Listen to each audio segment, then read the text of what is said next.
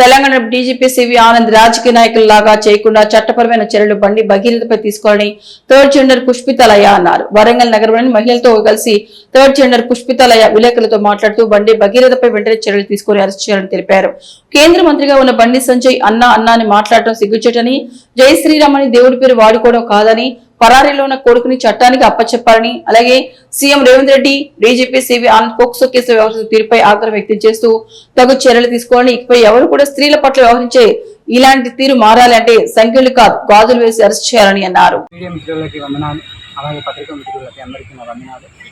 మరి బండి భగీరథపై కేసు ఈ విషయం సంచలనంగా మారింది, జాతీయ స్థాయిలో పోయింది. మరి తెలంగాణ ప్రజానీకానికే కాకుండా జాతీయ స్థాయిలో ఈరోజు చర్చ జరుగుతుంది. బండి సంజయ్ కొడుకు అయిన మరి భగీరథ్ పైన 8వ తారీఖు రోజు పోక్సో కేసు అయింది. మరి బాధితులు 6 నుంచి 7 గంటల వరకు పోలీస్ స్టేషన్కి వెళ్ళి పోలీస్ స్టేషన్ల చుట్టూ తిరిగినా కేసు చేయడం లేదు. మరి బండి సంజయ్ కొడుకు మళ్ళీ మీదికి వెళ్ళి మహిళ పైన రిటర్న్ పిటిషన్ ఇవ్వడం జరిగింది కరీంనగర్ 2 టౌన్లో. ఇది ఎంతవరకు సాధ్యం? ఇది చాలా బాధాకరమైన విషయం. మరి మహిళలకు రక్షణ లేదు ఈ తెలంగాణ ప్రభుత్వంలో. మహిళలకు రక్షణ ఎక్కడ ఉన్నదండి? మరి కరీంనగర్లో అతను వెళ్ళి పిటిషన్ ఇవ్వగానే ఇమీడియట్లీగా కేసు చేయడం పోలీసుల ఎందుకు ఇంత తొందరపాటు? మీకు మహిళకు జరిగితే కేసు చేయలేదు, మరి ఈ యొక్క పురుషుడికి జరిగిందనేసి ఆయన ఎలాంటి సెక్షన్స్ పైన కేసు వేసాడండి? హనీ ట్రాప్ తన పైన కేస్తారా అండి?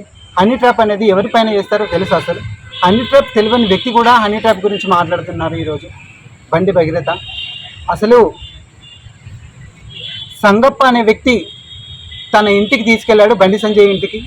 మరి తన ఇంటికి తీసుకెళ్ళి దీన్ని బయటికి రాకుండా పొక్కకుండా మరి ఎవరికి తెలియకుండా వాళ్ళ ఇంటి లోపలికి వెళ్ళినాక మాట్లాడదామని చూస్తే అక్కడ ఒక కేంద్ర హోంశాఖ మంత్రి, సహాయ శాఖ మంత్రి ఏం మాట్లాడారు? నీ అమ్మాయి ఎవనివంతో తిరిగిందో మాకు తెలియదు, ఈ అమ్మాయి ఎక్కడెక్కడ పోయిందో మాకు తెలియదు అని ఎంత గలీజ్ మాటలు మాట్లాడంటే ఒక మైనర్ బాలిక మీద చాలా బాధపడాల్సిన విషయం. ఒకప్పుడు బండి సంజయ్ గారు మైనర్ బాలిక మీద సెక్షన్స్ ప్రకారం మాట్లాడారు కదా. ఈ సెక్షన్స్ నీ కొడుకుకు వర్తించవా బండి సంజయ్? నేను అడుగుతున్నా ఈరోజు తెలంగాణ ప్రభుత్వం, ఇక్కడ తెలంగాణ బిడ్డగా నేను అడుగుతున్నాను, ఎందుకు ఒక కేసులు మైనర్ బాలిక పైన మరి ఎలాంటి కేసులు వేస్తారండి? మీరు మాట్లాడారుగా గతంలో. అలాగే జరిగిందండి, బేస్మెంట్లో తీసుకెళ్ళి తనపై అఘాయిత్యానికి పాల్పడ్డారు.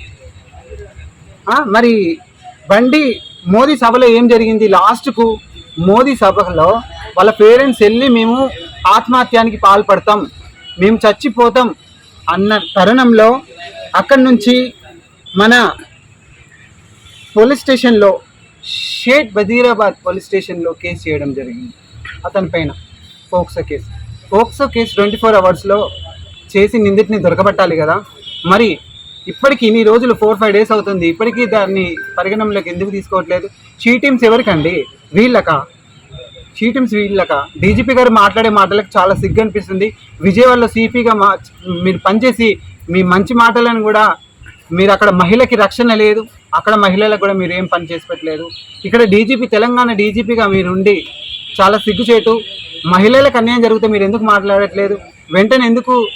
అంటే మీరు ఒక తొత్తుగా పనిచేస్తున్నారా, రాజకీయంగా పనిచేస్తున్నారా? మీ అధికారులు మీ పని చేసుకుంటూ పోవాలి కదా మీరు. ఎందుకు మరి ఒక మహిళకు అన్యాయం జరుగుతా అలా ఎందుకు చేస్తున్నారు? డీజీపీ గారు తెలంగాణ ప్రభుత్వంలో మొన్ననే వచ్చారు, మీరు మంచిగా పనిచేసి పెట్టాలి కానీ చెడు పేరు తెప్పించుకోవద్దని నేను ఈ సభాముఖంగా తెలియజేస్తున్నాను. బీజేపీ రాష్ట్ర అధ్యక్షుడు అనుచిత వ్యాఖ్యలు చేశారు. గతంలో నాకు రాష్ట్ర అధ్యక్షుల పదవి పోయినందుకు 8 మంది ఆత్మహత్యానికి పాల్పడ్డారు. భయ్ మీరు ఇలా చేస్తే ఏమవుతుందో చూడండి మీరు అని మహిళలను, వాళ్ళ ఫ్యామిలీని చాలా ఇబ్బందికరంగా మాట్లాడారు. మొన్నటికి మొన్న కూడా హనుమాన్ జయంతిలో సభలో కూడా పక్కనే ఉన్న కరీంనగర్ సిపి గారికి తెలియదా, వినపడట్లేదా? చెవులకు వినపడే అంత దూరంలో మాట్లాడుతున్నారు. అతనిపైన కేసు ఎందుకు చేయట్లేదు? అంతమంది సభలో నా గురించి తెలియదు, మిమ్మల్ని ఏం చేస్తానో చూడండి అని బెదిరిస్తున్నారు కదా. మరి ఏంది ఇది? గతంలో మరి బండి సంజయ్ గారు మీ చేసిన వాక్యాలు అన్నా అన్నా అన్నా జై శ్రీరామ్, జై శ్రీ, ఎక్కడ వెళ్ళి దొంగన కొడుకులు జై శ్రీరామ్ జై శ్రీరామ్, దేవుని పేరునే వాడుకుంటారా మీరు? జై శ్రీరామ్ అని దొంగన కొడుకులు ఎక్కడ వెళ్ళు? రేవంత్ రెడ్డి గారు మన తెలంగాణ రాష్ట్ర సీఎం గారు మంత్రి గారు మీరే, హోంశాఖ మంత్రి గారు మీరే ఉన్నారు, ఎందుకు మరి మాట్లాడట్లేదు? మీ ఇంట్లో దాచిపెట్టుకున్నారు ఆ దొంగను? ప్రజలకు స్పష్టంగా తెలుస్తుంది. ఏదో కమిటీ వేసి ఏదో షీట్ వేసేసి కాలయాపన చేస్తున్నారు, కానీ ఈ దొంగను దొరకబట్టట్లేదు. సంఖ్యలతో కాదు, మీడియా ముఖంగా తెలియజేస్తున్నా, సంఖ్యలతో కాదు, అతన్ని ఏం చేయాలో తెలుసా? సంఖ్యలతో కాదు, ఈ వస్త్రాలను చేతులకు వేసి వాళ్ళకి పని చెయ్యకుండా, మహిళలపై అత్యాచారాలు చెయ్యకుండా వాళ్ళని కఠినంగా శిక్షించాలని ఈ ప్రభుత్వాన్ని కోరుకుంటున్నాను. సీఎం గారు, మీరు ఒకటే మాకు చేయాల్సింది ఏంటి తెలుసా? ఇది అందరు పట్టుకోండి ఒకసారి. ఇవి సంఖ్యలే, ఇవే వేసి మీరు వాళ్ళని ఖచ్చితంగా ఇబ్బందికరమైనది. మరి దీన్ని వెంటనే పరిగణనలోకి తీసుకొని వాడిని కఠినంగా శిక్షించాలని మీడియా మిత్రులను కోరుకుంటున్నాను. జై తెలంగాణ.